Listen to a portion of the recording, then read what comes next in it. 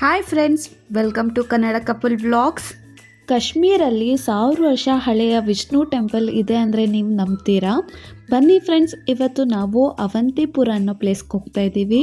ಇದು ಶ್ರೀನಗರಿಂದ ಸುಮಾರು 25 ಕಿಲೋಮೀಟರ್ ದೂರದಲ್ಲಿದೆ. ಆಲ್ಮೋಸ್ಟ್ ನಾವು ಒಂದು ಅರ್ಧ ಮುಕ್ಕಾಲು ಗಂಟೆಗೆಲ್ಲ ಈ ದೇವಸ್ಥಾನನ ರೀಚ್ ಆಗ್ತೀವಿ. ಇವತ್ತು ನಾವು ಬಂದಿದ್ದೀವಿ ಅವಂತಿ ಟೆಂಪಲ್ಗೆ. ಇದು ಪೆಹಲ್ಗಾಮ್ ಹೋಗೋ ರೋಡಲ್ಲಿದೆ.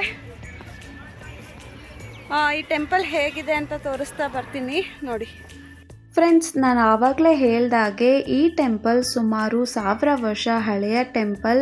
ಇದನ್ನು 9th ಸೆಂಚುರಿಯಲ್ಲಿ ಕಿಂಗ್ ಅವಂತಿ ವರ್ಮ ಅನ್ನೋರು ಲಾರ್ಡ್ ವಿಷ್ಣುಗೋಸ್ಕರ ಕಟ್ಸಿರೋಂತಹ ಟೆಂಪಲ್.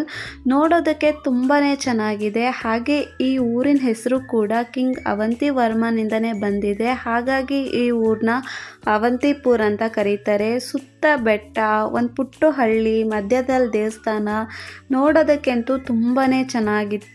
ನೋಡಿ, ಸ್ಟೋನ್ ಪಿಲ್ಲರ್ಸ್ ಮತ್ತು ಕಾರ್ವಿಂಗ್ಸ್ ಇವೆಲ್ಲ ಮಾಡರ್ನ್ ಟೆಕ್ನಾಲಜಿ ಇಲ್ಲದೆ ಇರೋ ಕಾಲದಲ್ಲಿ ಕಟ್ಟಿದ್ದಾರೆ ಅಂದರೆ ನಿಜವಾಗ್ಲೂ ಅಮೇಝಿಂಗ್ ಅನಿಸುತ್ತೆ. ಆದರೆ ಈ ಟೆಂಪಲ್ ಯಾಕಪ್ಪ ಕೊಲ್ಯಾಪ್ಸ್ ಆಗಿದೆ ಅಂತ ಯೋಚನೆ ಮಾಡ್ತಾ ಇದ್ದೀರಾ? ಇದು ನ್ಯಾಚುರಲ್ ಕಲಾಮಿಟೀಸ್ ಅರ್ಥ್ಕ್ವೇಕಿಂದ ಆಗಿದ್ದು ಅಂತ ಅಲ್ಲಿನ ಲೋಕಲೈಟ್ಸ್ ಹೇಳ್ತಾ ಇದ್ರು.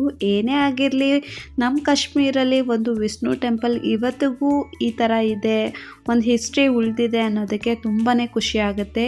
ನೀವೇನಾದರೂ ಕಾಶ್ಮೀರಕ್ಕೆ ಬರೋ ಪ್ಲ್ಯಾನ್ ಇದ್ದರೆ next time please visit Vishnu temple.